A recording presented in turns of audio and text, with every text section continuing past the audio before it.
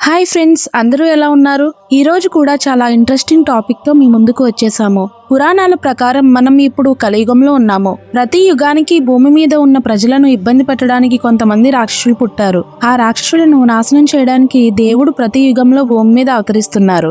ఈ కలియుగంలో కూడా కల్కి అవతారంలో విష్ణుమూర్తి వస్తారని పురాణాల ప్రకారం తెలుస్తోంది మనకు. కానీ కలియుగంలో విష్ణుమూర్తి ఎవరిని సంహరించడానికి భూమి మీదకు వస్తారో తెలుసా? కలిపురుషుణ్ణి సంహరించడానికి విష్ణు ఏ రూపంలో వస్తారు? అసలు కలిపురుషుడు ఎవరు? కలిపురుషుడు ఎలా ఉంటాడు? కలిని ఎలా సంహరిస్తారు విష్ణుమూర్తి అనేది ఈ వీడియోలో తెలుసుకుందాం. ఈ వీడియో చాలా ఇంట్రెస్టింగ్ గా ఉంటుంది, పూర్తిగా చూడండి. మా వీడియోస్ నచ్చితే లైక్ చేయండి, షేర్ చేయండి, సబ్స్క్రైబ్ చేయండి.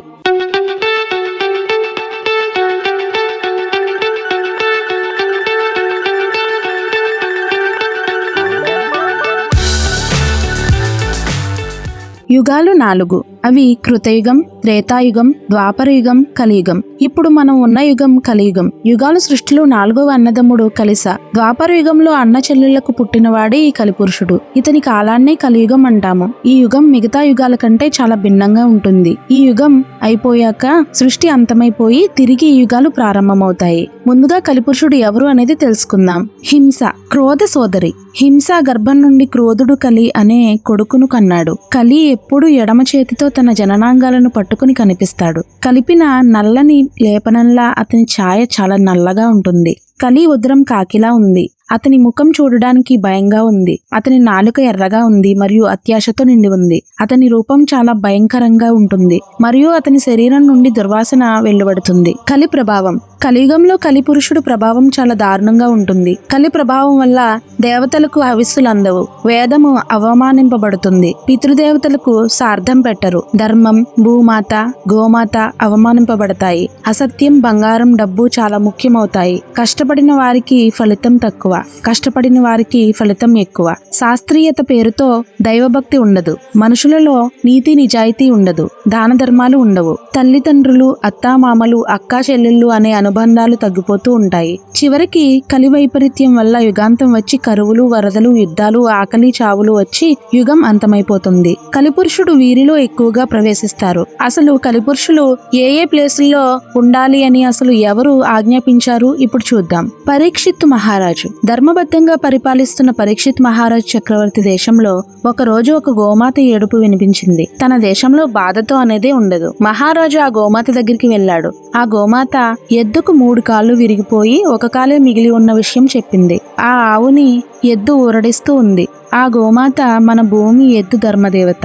ఏమైందని రాజు అడగగా ఎద్దు కాలి ద్వారా కలి ఈ యుగంలోకి ప్రవేశించాడని, తనను తన కాళ్లను నిర్దాక్షిణ్యంగా విరిచేశాడని చెప్పింది. పరీక్షిత్ మహారాజు ఎద్దుతో, నిన్ను ఎందుకు హింసించారు? ఎవరికీ అపకారం చేయని నీ కాళ్ళు ఎవరు విరగ్గొట్టారు అని అంటాడు.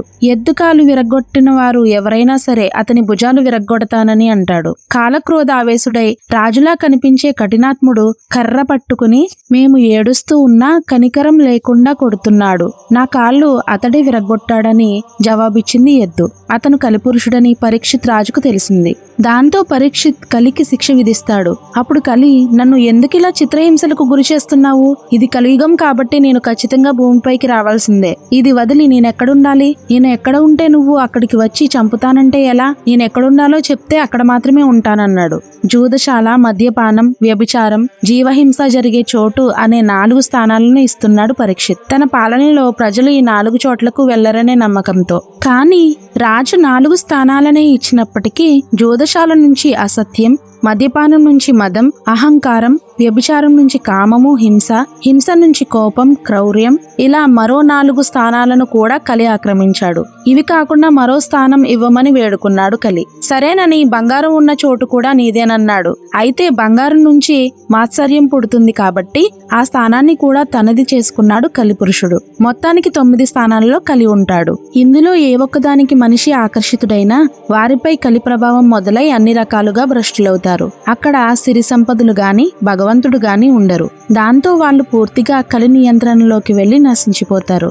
అందుకే కామ, క్రోధ, లోభ, మోహ, మద, మాత్సర్యాలనే అరిషడ్వర్గాలకు దూరంగా ఉండాలని చెబుతారు పెద్దలు. ఈ కలి ప్రభావం పరీక్షిత్ మహారాజుపై కూడా పడింది. అది ఎలా అంటే, పరీక్షిత్ మహారాజు దరిదాపులకు కూడా రాలేని కలి బంగారం స్థానాన్ని పొందగానే చెలరేగిపోయాడు. పరీక్షిత్ ఒంటి నిండా బంగారం ఉండడంతో ఆయనలోకే ప్రవేశించాడు. ఆ ప్రభావంతో క్రూర మృగాల బాధ తప్పించడానికే మాత్రమే వేటాడే రాజు హింసాత్మకుడయ్యాడు. వెంటనే వేటకు వెళ్లాలనిపించింది. జీవహింస కూడా ఉండడంతో కలి ప్రభావం మరింత పెరిగింది. అప్పుడే దాహంతో సమీక మహర్షి ఆశ్రమానికి వెళ్లడం, తపస్సులో నిమగ్నమై ఉన్న ఆయన మెడలో క్రోధంతో చనిపోయిన పామును వేసి ఎగతాళి చేయడం జరుగుతుంది. సమీక మహర్షి కుమారుడైన శృంగి చేతిలో తక్షకుడి ద్వారా మరణిస్తావన్న శాపాన్ని కూడా గురవుతాడు. ఇంటికి వెళ్లి కిరీటం ఆభరణాలు తీసి పక్కన పెట్టగానే కలి ప్రభావం నశించి పశ్చాత్తాపం కలుగుతుంది. అలా కలిని నియంత్రించగలిగిన పరీక్షిత్తు కూడా కలి ప్రభావానికి లోనై చివరికి మరణాన్ని తెచ్చుకుంటాడు. నల దమయంతులపై కూడా. దమయంతి స్వయంవరం ముగిసి నలమహారాజును వరించిన తరువాత అదే స్వయంవరానికి వచ్చిన అష్టదిక్పాలకులు తిరిగి వెళ్లేటప్పుడు కలిపురుషుడు ఎదురవుతాడు. దమయంతిని వివాహమాడడానికి వెళ్తున్నానంటాడు. ఇంకెక్కడి వివాహం? స్వయంవరం ముగిసింది, ఆమె నలుణ్ణి వరించిందని చెబుతారు దిక్పాలకులు. ఇది తెలిసి కలిపురుషుడు నలమహారాజుపై క్రోధంతో వాళ్ళెలా సుఖంగా ఉంటారో చూస్తానని ప్రతిభనుతాడు. కానీ ధర్మబద్ధుడై నిరంతరం దైవచింతన కలిగి అరిషడ్వర్గాలను అదుపులో ఉంచుకునే నలమహారాజు దగ్గరికి కలిపురుషుడు వెళ్ళలేకపోతాడు. కానీ ఒకరోజు దురదృష్టవశాత్తు మూత్ర విసర్జన అనంతరం కాలు సరిగ్గా కడుక్కొని నలుడిలోకి ప్రవేశించగలుగుతాడు కలి. ఇక అంతటి నలమహారాజు కూడా ధర్మం తప్పుతాడు. మనసుపై నియంత్రణ కోల్పోతాడు. దాయాదులతో జూదమాడి రాజ్యం సర్వసంపదలన్నీ కోల్పోతాడు. భార్య దమయంతి ఎంత చెప్పినా వినిపించుకోడు. వెంటనే ఆమె శారదని పిలిచి పిల్లలిద్దరినీ పుట్టింటికి పంపించి వేస్తుంది. రాజ్యం దాయాదులకు అప్పగించి నల దమయంతులిద్దరూ అరణ్యాలకు బయలుదేరుతారు. ఆకలి దప్పులతో బాధపడుతుంటారు. ఓ రోజు పక్షులు తను కట్టుకున్న పంచెను కూడా లాక్కెళ్లిపోతాయి. తను లేకుంటే భార్య సుఖపడుతుందని భావించిన నలుడు ఆమెను అక్కడే వదిలి వెళ్లిపోతాడు. ఒకసారి నలమహారాజా రక్షించు అనే అరుపులు వినిపిస్తాయి. అరణ్యం కాలిపోతుంటే మంటల మధ్యలో కర్కోటకుడనే మహాసర్పం అరుస్తూ కనిపిస్తుంది. దాన్ని కాపాడి నదిలో వేయబోతుంటే కాటేస్తుంది. దాంతో అందమైన నలమహారాజు మరగుజ్జు అయిన కురూపిగా మారిపోతాడు. నీకు సాయం చేసిన నన్నే కాటేశావెందుకు అంటాడు నలుడు. నీ అసలు రూపం నీ ప్రతిష్టను దెబ్బతీస్తుంది. నీకు మాత్రమే తెలిసిన అశ్వహృదయం విద్యతో ఋతుపర్ణ మహారాజును ఆశ్రయించు. నీకు అవసరమైనప్పుడు నన్ను తలుచుకుంటే ఓ దివ్య వస్త్రం వస్తుంది. దాని సహాయంతో నీ నిజరూపాన్ని పొందగలుగుతావని చెబుతాడు కర్కోటకుడు. నలుడు బహుకుడనే పేరుతో ఋతుపర్ణ మహారాజు దగ్గర వంటవాడిగా చేరుతాడు. అశ్వహృదయ విద్య ద్వారా మొండి గుర్రాలను లొంగదీసుకోగలుగుతాడు. ఒక్క రాత్రిలోనే ఒక ఊరు నుంచి వేరే ఊరికి వెళ్ళగలడు. అరణ్యంలో ఉన్న దమయంతి భర్త కోసం వెతుకుతూ ఇద్దరు బ్రాహ్మణుల సాయంతో సుబాహుపురం చేరుతుంది. అక్కడ రాజమాత తన దగ్గర పెట్టుకుంటుంది. నలదమయంతుల జాడ తెలుసుకోవడానికి దమయంతి తండ్రి వేగులను పంపుతాడు. అలా సుబాహుపురం చేరిన వేగులకు దమయంతి జాడ తెలుస్తుంది. దమయంతి తండ్రి దగ్గరకు వెళ్ళిపోతుంది. ఆమె కొంతమంది బ్రాహ్మణులను అన్ని రాజ్యాలకు పంపిస్తుంది. అర్ధరాత్రి సమయంలో అరణ్యంలో పతివ్రత అయిన తన అమాయకపు భార్యను వదిలి వెళ్లడం ధర్మమేనా? అలాంటి పురుషుడు ఉన్నాడా అనే ప్రశ్న అన్ని సభల్లోనూ అడగమంటుంది. అలా ఋతుపర్ణుడి రాజ్యానికి చేరిన బ్రాహ్మణుడు అడిగిన ప్రశ్నకు సమాధానంగా పతివ్రత అయిన భార్య తన భర్త పరిస్థితి తెలుసుకోకుండా నిందించవచ్చా అని అడుగుతాడు బహుకుడి రూపంలో ఉన్న నలుడు. ఇది తెలిసిన దమయంతి ద్వితీయ స్వయంవరం ఆహ్వానం అంటూ ఋతుపర్ణుడికి మాత్రమే పంపించమని తండ్రిని కోరుతుంది. ఋతుపర్ణుడు బహుకుడిని వెంటబెట్టుకుని స్వయంవరానికి వెళ్తాడు. దారిలో నీకు అశ్వహృదయం విద్య తెలిస్తే నాకు కూడా మరో విద్య తెలుసునని, దాని ద్వారా చెట్టుకు ఎన్ని కొమ్మలు రెమ్మలు ఉన్నాయో సరిగ్గా లెక్క పెట్టవచ్చునంటాడు. ఆ విద్యను నలుడికి ఉపదేశిస్తాడు. దాని మహిమ వల్ల కలిపురుషుడు చెడు లక్షణాలను ఉండజాలవు. కాబట్టి నలుడి నుంచి కలిపురుషుడు బయటకు వస్తాడు. తనను సంహరించ ప్రయత్నించిన నలుడిని క్షమించమని నలుడిని కాళ్లపై పడతాడు కలి. నేని కాని జోలుకి ఎప్పుడూ రానంటాడు. మహారాజు స్వయంవరం చేరుకుంటాడు. దమయంతి సభలోకి వచ్చి అదే ప్రశ్న మళ్లీ వేస్తుంది.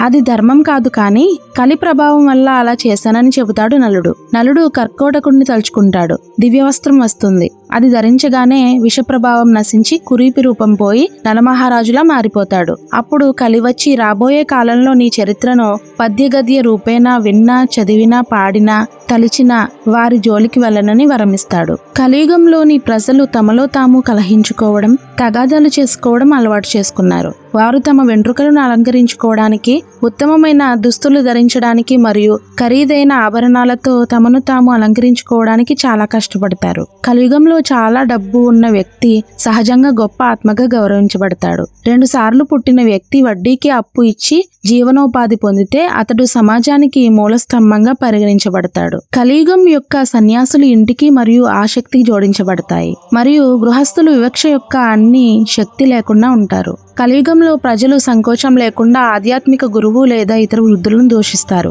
కలి నుండి ఎలా తప్పించుకోగలం? కలి ఎలాగైనా వెంటాడి తీరతాడు. ఈ యుగంలో ధర్మం అడుగంటి ఉంటుంది. కావున ఎవరికైనా చిన్న సాయం చేసినా కలి నుండి మనం కొంత తప్పించుకుంటాం. మనస్ఫూర్తిగా రోజుకు ఒక్కసారైనా దైవ స్మరణ చేసినా చాలు, కలి నుండి మనం కొంతైనా తప్పించుకుంటాం. దాన ధర్మాలు చేయడం, పెద్దల శ్రాద్ధకర్మలు మర్చిపోకుండా చేయడం, నోరు లేని జీవాలను ఆదరించడం, కాశీకి వెళ్ళినట్టు మనసులో తలుచుకున్నా చాలు, కలిపురుషునికి దూరంగా ఉండవచ్చు. నిత్యం ఒక్కసారైనా ఈ క్రింది పద్యాన్ని స్మరిస్తే కలిభయం ఉండదట.